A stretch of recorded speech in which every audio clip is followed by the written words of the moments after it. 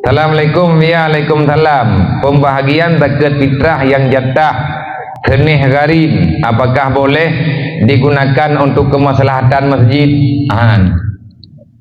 Gharib di aturan cok hak gharib, tho yang mutang, maksudnya panitia masjid gemutang. Nyan hak gharib cok keganyan ke abayu utang masjid hai cok mutang này jajai. Masjid dua geroi bathot. Yang tukang bayi utang masjid tho panitia. Maka cok hak gharibnya kan ke masjid, panitia yang cok. Masjid kupui je keut. Hoi nak main ai magun.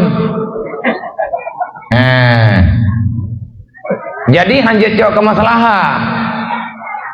hak gharib, hote tahu fitrah, na teneh fakir, na miskin. Mayana mualah, na kata ju ke mualah biu. Ataupun kata cok hak gharib. Hak gharibnya hak utang. Kepo utang le yang je cok je keut. Berapa kepo utang je. Drone ana utang Honda kredit. Katruk hotel tu berluen ja jumlah sah malam buat fitrah, na pegah bang ko imam, long berluen nyo hanangan kutuk Honda, nabi je ke gharib. Yang mereka ke patau lampang ke kutuk bilah kampung. Artinya je cok. Tapi untuk cok kemaslahan je, karena nyata wajib. Ada wajibnya hanya tahu ubah-ubah ku. Monya memang tak nak cok kemaslahan, cara masalah haji taimpak gedro teman-teman. Tegedi kampung tanyo na masjid tengah tak pegot. Golom leu ataupun tengah tak pegot pula. Wate malam di fitrah, tanyo bersadar selaku masyarakat.